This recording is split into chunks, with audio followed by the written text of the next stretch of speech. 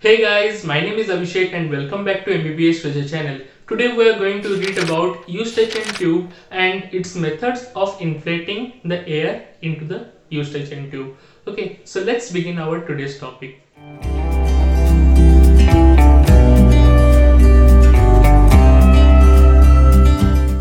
So friends, in this video we are going to talk about the anatomical structure and function of Eustachian tube and the methods of inflating air inside the Eustachian tube. And these are the examination process of the Eustachian tube, whether it is functioning properly or not, whether the connection or the relation between the two cavities is good or not, is patent or not. So we are going to read all this in this video. So let's start about the anatomical structure of Eustachian tube. What is the Eustachian tube? Eustachian tube is otherwise known as auditory tube or pharyngotympanic tube. It is an anatomical structure that connects the two cavity. That is, one is pharynx and other one is tympanic cavity, or that is present in the middle ear. That is the reason why the Eustachian tube is otherwise known as pharyngotympanic tube. Its length, the tube of the length is around 3.5 centimeter or 35 millimeter, and its diameter is 3 millimeter.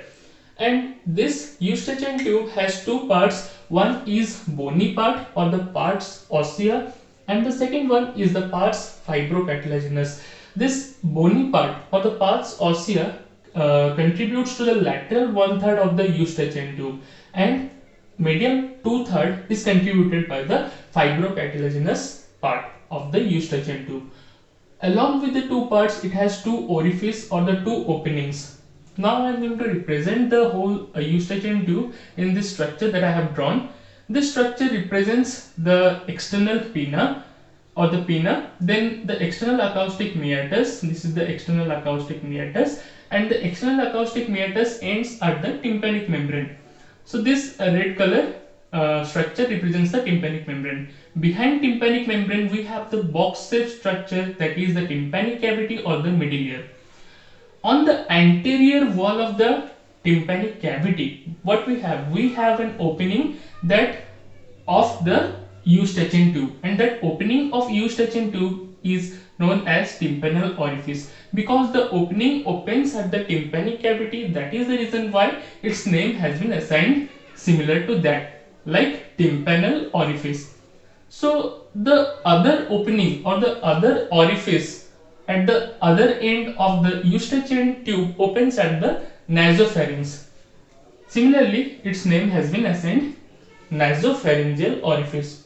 Okay, this tube connects the middle ear and the nasopharynx. Okay, it connects the middle ear and the nasopharynx. It has two parts bony part and the fibrocartilaginous part, and it has two orifices. One opens at the nasopharynx and other open at the tympanic or the tympanic cavity. Next, what is the function of this Eustachian tube? First of all, you can see that as it connects the both of the cavities, so it also connects the nose and ear. So it will be helping those organs in their normal functioning. You can understand this. So first of all, due to normal functioning of Eustachian tube, we can see the normal process or physiological function of both the organs, ears and nose. So if there will be problem causing in this tube, or there will be any kind of obstruction inside the tube, then the two organs, one is nose and ear, will be affected. That is the primary function of the Eustachian tube. Then the hollow tube helps to maintain the pressure in between these two cavities.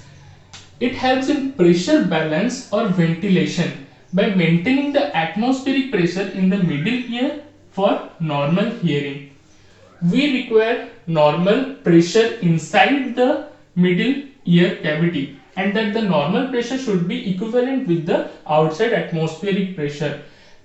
In that case only we can hear normally. So for maintaining those pressure balance, we require this Eustachian tube. Then next, if there will be any kind of pathological condition or any kind of infection raising in the nose or nasopharynx, so the infection could spread through this eustachian tube into this middle ear cavity. And once there will be infection in the middle ear cavity, what will happen? There will be accumulation of fluid or there could be pus. For drainage of those pus, we require a tube from the middle ear to the nasopharynx, and this eustachian tube helps in drainage of fluid from the middle ear into the nasopharynx by mucociliary clearance that are present in the mucosal part of this eustachian tube and pumping action of eustachian tube. Okay, this is the second function of the eustachian tube. Then third, helps in protection. As I have said in the beginning, as it connects both the organs, so it helps in protecting the organs, means normal functioning of organs. How protection? By pressure, due to pressure fluctuation, it limits the membrane, the tympanic membrane or the secondary tympanic membrane that are present over the round window. It helps the limitation of the movement from excess vibration during the large sound or loud sound. Okay, so these are the function of eustachian tube. Next, we are going to read about the methods of inflating air through the eustachian tube.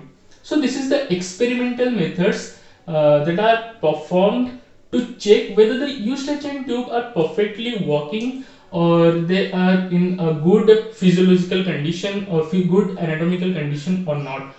Okay, so to check the proper functioning of eustachian tube, we have some kinds of experiments, or we are going to read about those methods of investigation. So what are the methods of inflating air through the eustachian tube? Most basically, we have these four methods to examine this or examine the eustachian tube. First of all, the Valsalva maneuver. What says the Valsalva maneuver? In the Valsalva maneuver, it is an experiment that done in under forced expiration with mouth and nose closed. Okay, so mouth and nose closed. But in Tonibai maneuver, swallowing with mouth and nose closed. Okay, in this two experiment, we are going to relate what are the changes with the forced expiration or swallowing can cause to the eustachian tube. If we are expiring forcefully, what does that mean? And forced expiration with both mouth and nose closed, what does that mean? It means when we are going to draw the air from the lungs or draw the air from our alveoli, then we are going to have the impression of positive pressure in the nasopharynx, and that causes the movement of air into the eustachian tube. As the air moves from the larynx and then from laryngopharynx, then oropharynx, and then the nasopharynx, and the positive pressure will be pushed towards the next tube and it will enter in this direction from the nasopharynx towards the middle ear cavity, and this occurs when there will be forceful expiration. This experiment shows that there will be observation in otoscopy. We can see the lateral bulging of tympanic membrane How? When the pressure of air moves through this eustachian tube, then of course the middle ear cavity will be having more air, and that will push the tympanic membrane outside. Okay, if the air will be present more, then the air will push the tympanic membrane outside. This is a case of normal tympanic membrane when there will be positive pressure in this direction. Okay, positive pressure in this direction. So what will happen? This tympanic membrane will be bulged outward. Okay, so that is the observation that we can see in otoscope or otoscopy method. If we are going to see in Tonibai auscultation method, then we are going to observe, or then we are going to hear the hissing sound if there will be presence of the perforation on the tympanic membrane, and crackling sound if there will be presence of discharge or fluid in the middle ear. So this is the observation and this is the method of experiment. Then in case of Tony bag, what happens here? It was forced expiration while the mouth and nose were closed, but here we have to swallow while both the mouth and nose are closed. Nose are closed means we have to pinch our nose or we have to clamp both the nostrils so that there will be no passage of air. What happens during swallowing? What happens if we are going to close both mouth and nose, and similarly in that condition we are going to swallow? What happens? The negative pressure draws the air from the middle ear through the eustachian tube. So for performing this physiological function or for performing this swallowing process, we require the air.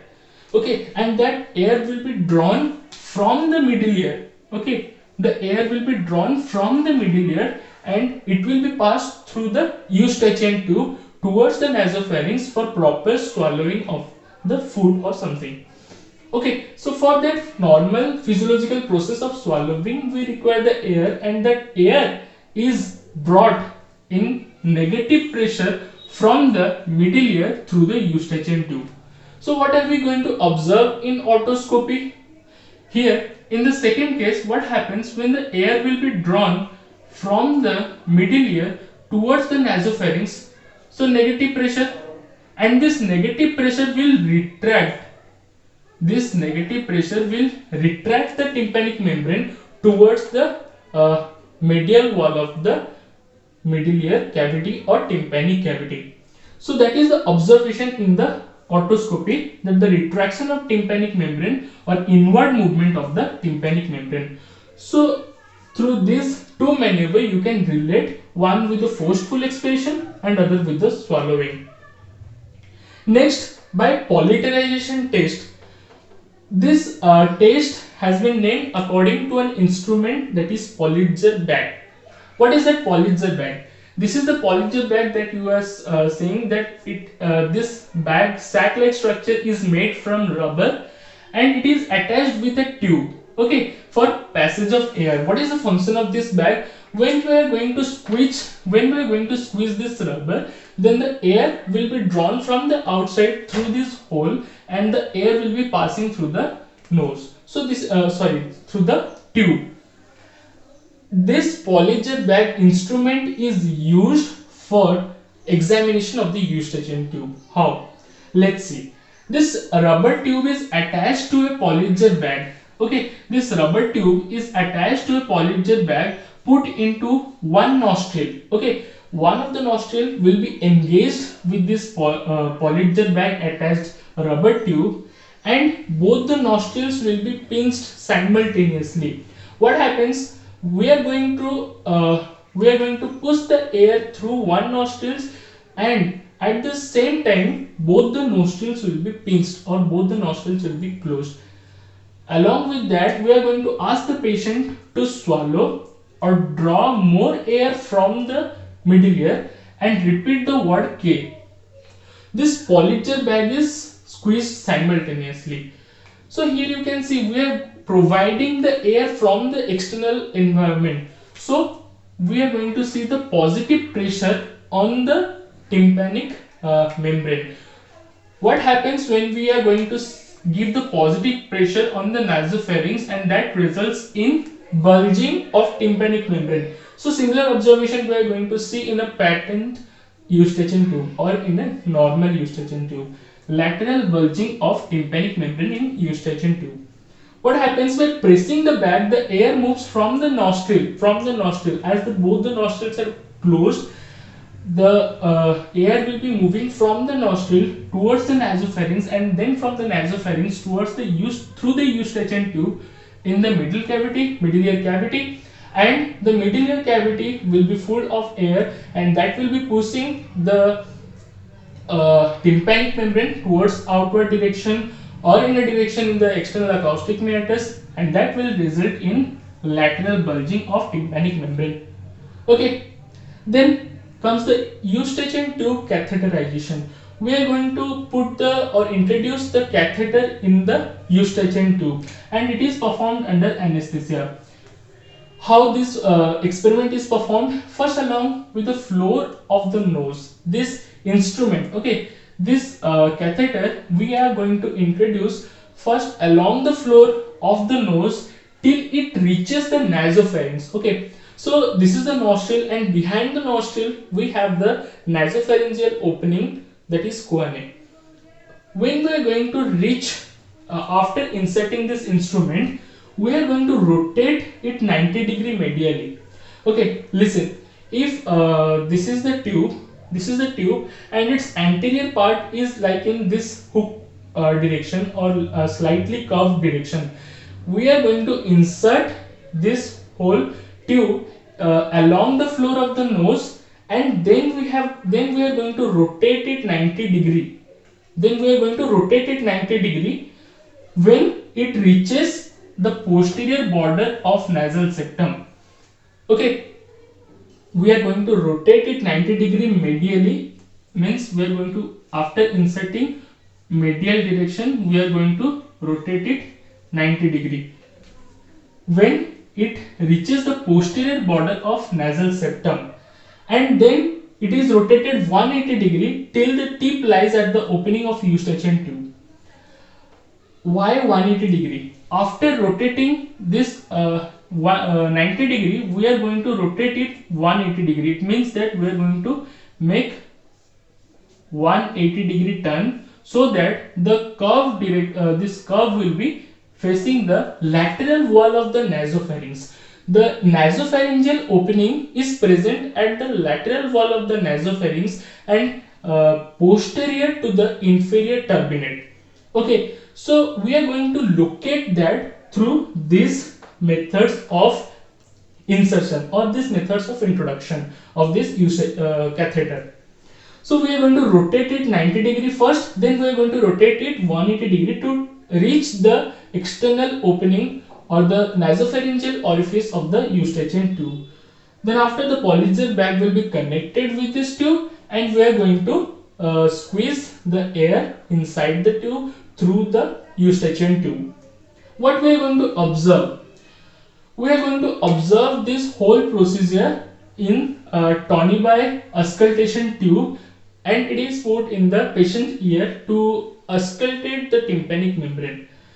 If there will be production of the blowing sound, then it means that the eustachian tube is functioning normally, as we are hearing some blowing sound. If we are going to hear some bubbling sound, what happens? It means that if we are going to hear the bubbling sound, it means the middle ear is filled with fluid. Okay, so of course there will be some minor obstruction in the eustachian tube. If we are going to hear the whistling sound, then the partial eustachian obstruction can be found or detected. And if we are going to hear no sound in the Tonibi auscultation method or tube, then it means there will be completely obstruction of the eustachian tube. It means there will be no passage of air through the eustachian tube, and hence we are not going to hear any kind of sound. Okay, so this was all about the eustachian tube and methods of inflating the air into the eustachian tube. Thank you for watching my videos. If you do understood something, please do like, share and subscribe my channel. Thank you so much for watching my channel.